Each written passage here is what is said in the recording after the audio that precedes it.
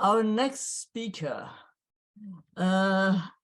is Venerable Vimala from Belgium, from Tilorien Monstery. And may I also ask you, is it okay for you to introduce you, or do you want to introduce yourself? I'm very happy for you to do that. Thank you very much. Venerable Vimala uses they, them, and I'm sorry, oh my God, that's it, huh? I'm using they, them too, but all these pronouns, okay. Still learning. Venerable Vimala is a non-binary monastic who was born in the Netherlands in 1967. They studied geophysics and MBA before changing course to become a Buddhist monastic. From an early age, they were interested in meditation, but did not come in contact with the Buddhist teachings until 2001. After spending some time practicing in the Gonka tradition, the wish to ordain arose. They took temporary ordination in the Tilorien Monstery in Burma in 2008, where they became aware of the gender inequality within the traditional Buddhist countries. After also meeting with several fully ordained nuns and with Ajahn Brahm, they became interested in full ordination in order to help support the Bhikkhuni lineage and pave the way for women to take up full ordination, just like the men had always been able to. After spending time in monasteries in Germany and Australia, they finally took higher ordination as a bhikkhuni in Los Angeles in 2016 with Aya Gunasari from Mahaprajapati Monastery as their preceptor. In Australia, they also met Bhante Sujato, one of the main driving forces behind full ordination for women. Venerable Vimala joined the Sutta Central Nets team in 2013 and over the years added many Sutta translations and parallels to the site. Inspired by Bhante Sujato's work, they wrote several articles on the challenges and discrimination faced by women and LGBTQIA+ Buddhist establishments. They are one of the founding members of Samhita ASBL, a foundation with the goal to start a monastery in Europe, and of Tilorien Monstery, a monastic community based on early Buddhist teachings. Tilorien Monstery was set up with the goal to provide a place of practice for bhikkhunis and other female monastics, whilst also supporting LGBTQIA+ people and other underrepresented groups to develop in the Dharma. Venerable Vimala will speak about turn trauma into a pathway of spiritual growth. Welcome with me, Venerable Vimala. Thank you very much. Thank you very much, Jampa. And I just want to just briefly comment, Kyle. I found your talk very, very inspiring, and it's just so beautiful that metta is such or all the Brahma Viharas are so important also in healing trauma. But I'll say a little bit more about that later on, because I don't have much time. Can somebody also give me a sign after 2 minutes before? Thanks. I find that very helpful. All right, so yeah, trauma, like everybody can get trauma. People could get into things like car accidents or whatever. There's all kinds of, like, cancer is something that can happen to anyone.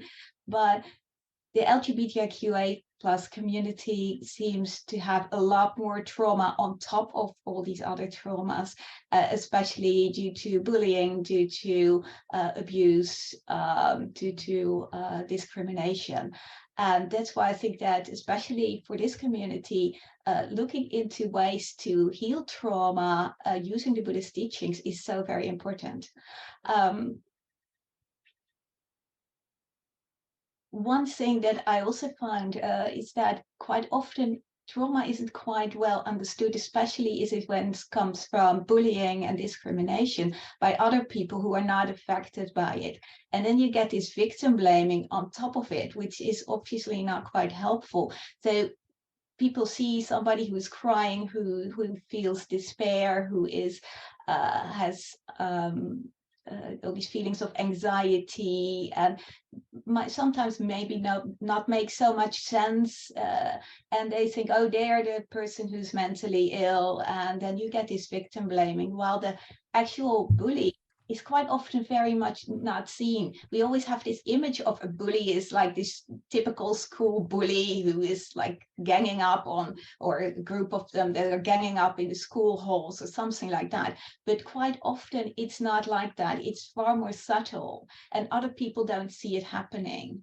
And that makes it really, really difficult for the victim, because they try to talk to other people and they go like, well, this other person, you're crying and you're like a mess and you're all over the place, but this other person is like coming across as very normal and rational and like, oh, nothing's wrong with me. And so and that makes it really, really difficult, because that the victim doesn't actually get the acknowledgement that they need, and they start to doubting themselves even more. But there is also a way out and a way of dealing with this using the Buddha's teachings. It's not all doom and gloom what I'm here to talk about.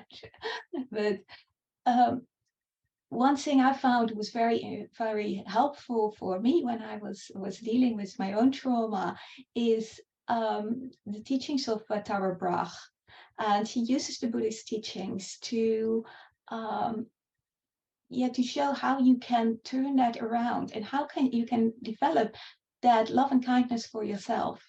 And quite often LGBTIQ people, because of like you don't actually fit in this box that society wants to put you in, you already feel a little bit of self-doubt and you're vulnerable, and you're far more vulnerable also to this bullying, and then you start to doubt yourself even more. And you can, and instead of just staying with like all these thoughts that are rushing through your head, or trying to suppress them and just put on a good, nice smile and go like, I'm a Buddhist and like nothing's wrong, like everybody, that all these things don't work. But what does work is to stay with these things with mindfulness, to first of all recognize that you have all these difficult feelings inside yourself, and to stay with that, to stay with the resonance on the body of these feelings. So staying with emotions is very difficult, because then you just start to get into all these thoughts about all these things that happened and they shouldn't have done this and whatever. And that's not helpful, because it just gets more and more and more. So looking at these feelings in the body is far more helpful, because all these emotions have a resonance somewhere in the body, and you can stay with that with love and kindness. And you have to first accept that it's there and look at that as if you're your own best friend. It's not who you are. There's far more to you than just that part. There's also a part that has this love and kindness and mindfulness, and you can stay, that other part can stay with that first part and just give that love and kindness that it needs. And sometimes that's really difficult when you feel really overwhelmed, and it's not very easy to do that. And then it's sometimes helpful to have somebody with there, like a good friend or a therapist, who can hold that space so you feel safe. So you feel safe with that person, and that you can stay with this love, with these difficult feelings, also with love and kindness. And after a while, you will see them change. And of course, right now I only have 15 minutes to talk. I can't talk about it in detail, but you can look at Tara Brach's videos also to get more more background information. But yeah, if you stay with that with love and kindness, the love and kindness starts taking over, and you get more insights into how you have been behaving that actually brought these things on. It's not that you're at fault for them, but there's, because of your own vulnerability, you're more open to abuse. And you can learn to see that inside yourself and learn to deal with that and let go of it. But it takes a long time. For me, it took 3 years in total to get through that. So it's not something that's fast, but you can see the gradual progress, and that gives you hope, and you can learn to work with that in a better way. And then after a while, you also begin to see it's like this person who's been bullying you, they're actually suffering. That's why they're bullying you. Because they are suffering so much in themselves. They have to find an outlet for that. And they grab onto you because you're vulnerable and you're already doubting yourself or whatever. And that's where they start to start to do this to you and not to other people. So when you start having that love and kindness also for this other person, it's like, oh, I can see this person is really, really suffering. And I don't have to take it on myself. I don't have to think that what they're saying is what they're saying about themselves. It's not about me. I can let go of that and give more love and kindness to that person. And that doesn't mean that you have to accept everything they're doing, or that whatever they're doing is you have to just let them. You can judge behavior, but just don't judge the person, because you don't know where they're coming from. They're a conditioned phenomena as well, just like you are. They have been conditioned in a way that, they've become like that. They've most likely had a lot of suffering that they've repressed, and that's why they're projecting it out on you. So learning to see that is incredibly valuable, because that's where you can come into also what Kyle says is these Brahma Viharas, and to develop that to whoever is in front of you. The most important person is the one in front of you. But of course, the one in front of you, first of all, is yourself. So first you have to have that love and kindness for yourself as well. And then you can also use that in your connections to other people. So I have no idea how long I've been talking, probably not long enough yet. Oh, good. I always find it a little bit difficult, because I tend to not prepare for talks, and then you say 15 minutes. I have no clue how much that is. If you like, you get 5 minutes further, but you don't have to. It's only an idea, not Okay, longer than thank you. 15. Thank you.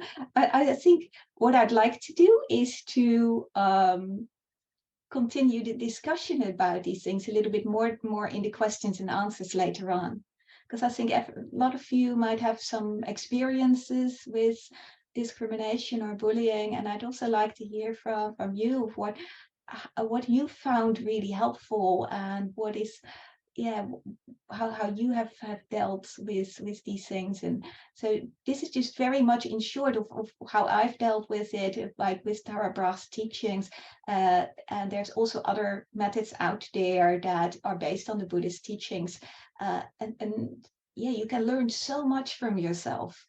You can learn so much of how you have been conditioned, and you can come out of that much stronger than you were before.